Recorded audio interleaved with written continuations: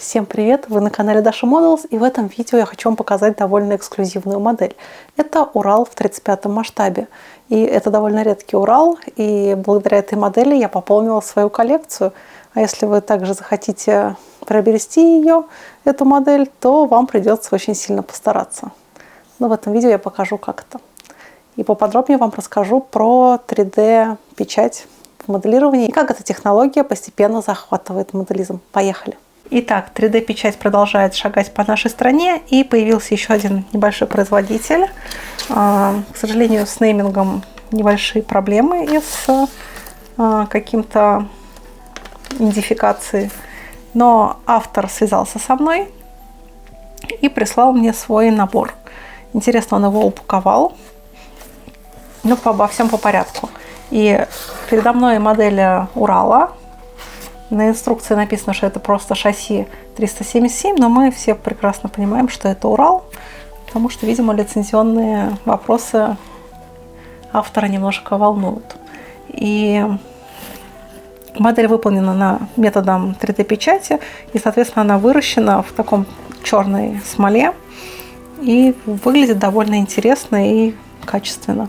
Детали приклеены внутри коробки, и, соответственно, при транспортировке эти детали никуда не денутся и друг об дружку не ударятся.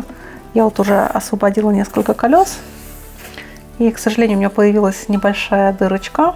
Ну, я думаю, это легко исправить. А в целом печать очень-очень приличная и практически без артефактов. Даже вот легкого движения наждачкой будет достаточно, чтобы убрать вот эту вот слоистость, особенность такой технологии изготовления модели. К сожалению, это только шасси, тут нет никакого кузова, просто тягач, можно так сказать. И в наборах я у себя нашла неиспользованный вот такой кузов, и он, кстати, сюда отлично подойдет. Это тоже кузов от Урала, от фирмы Трумпетер. Так что давайте собирать. А купить все необходимое для моделизма вы можете в магазине «Модельная лавка». Там вы всегда сможете найти свежие модели от АВД и не только. А еще там гибкая система скидок и очень удобная доставка. А применяя этот промокод для своей первой покупки, вы сэкономите 500 рублей на свой первый заказ. И заодно поддержите регулярность выхода моих видео. Ссылочка на магазин и промокод есть в описании к видео.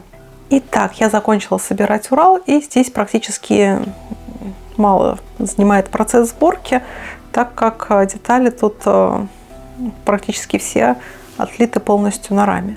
Единственное, тут сложность была это убрать большое количество поддержек и выровнять некоторые артефакты печати. Собственно, рама, кабина и крыша. Кузов у меня от Урала, от Трумпетера. У меня не было, к сожалению, в наборе, как правильно называется, брызговиков, но я их сделала из жестяной баночки. Вырезала, в принципе, получилось очень натурально. И, соответственно, вот так это будет выглядеть. Работать с черным пластиком оказалось довольно непросто, потому что очень на нем плохо видны какие-то дефекты. Плюс этот пластик очень хрупкий. Точнее, это даже не пластик, это смола.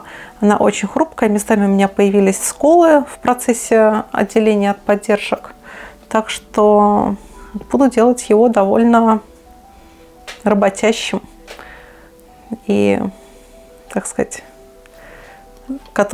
уральчик, который очень долго трудился в каком-нибудь совхозе или лесхозе.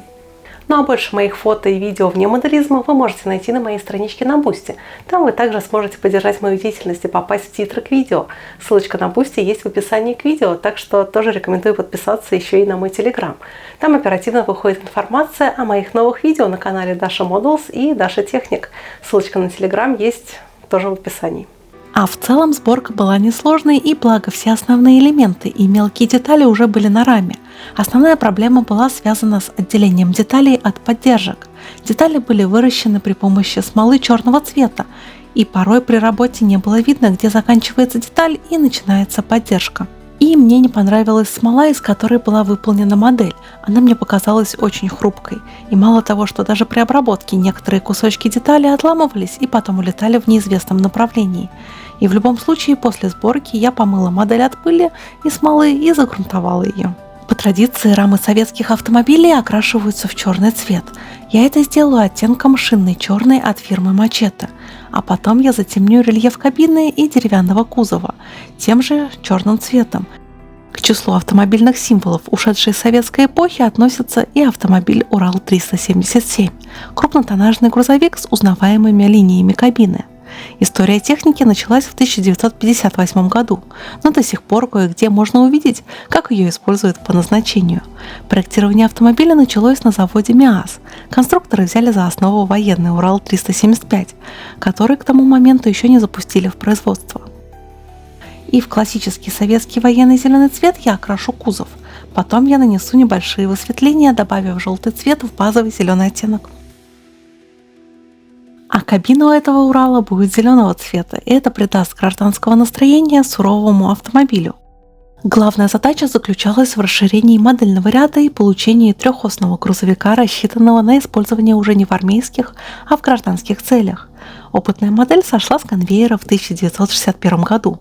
Можно было подумать, что между ним и 375-м нет разницы, но она крылась не во внешнем виде, а в технических параметрах. Страна получила другую автотехнику без ведущего переднего моста, с полностью металлической отапливаемой кабиной и иным креплением запаски.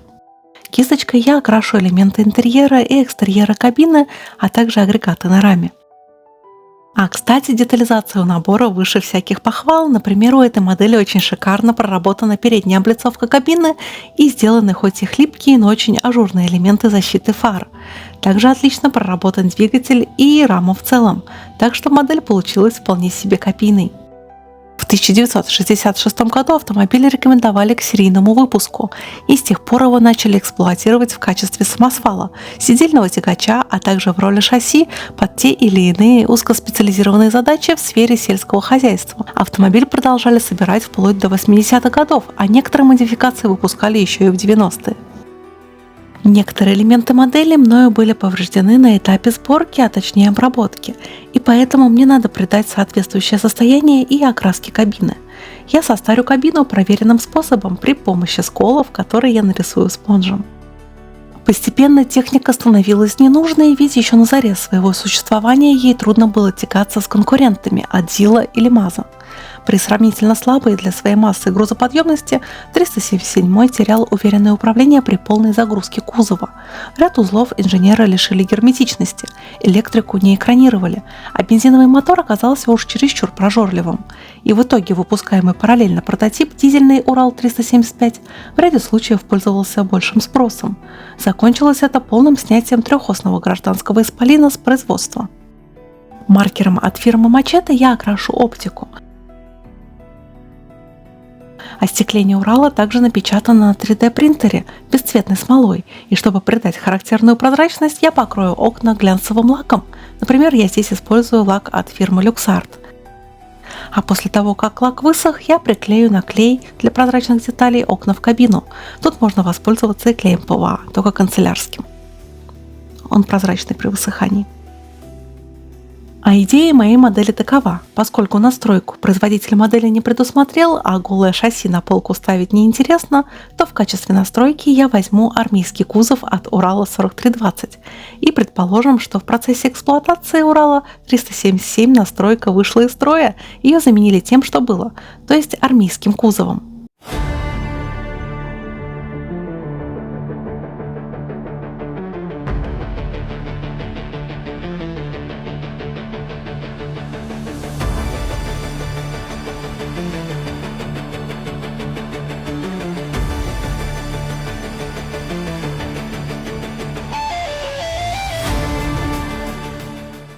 А теперь я переведу декали номера гражданского образца на модель.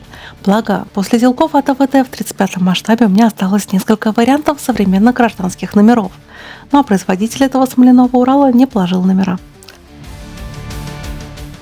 Масляными точками я придам машине вид бывалого трудяги.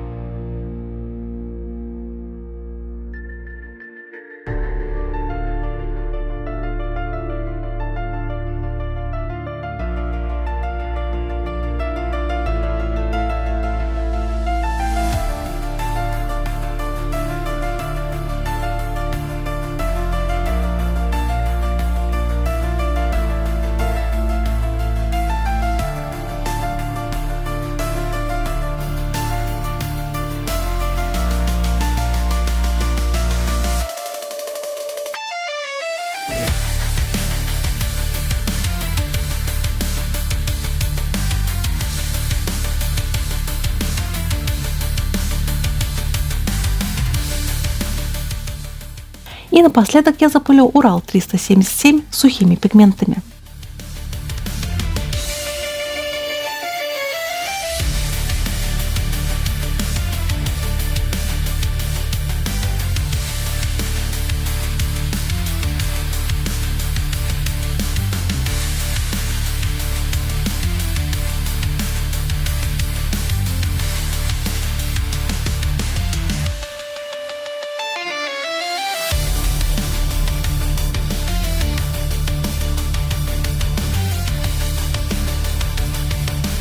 И вот такая довольно интересная модель у меня получилась. Это такое гражданское шасси с армейским кузовом.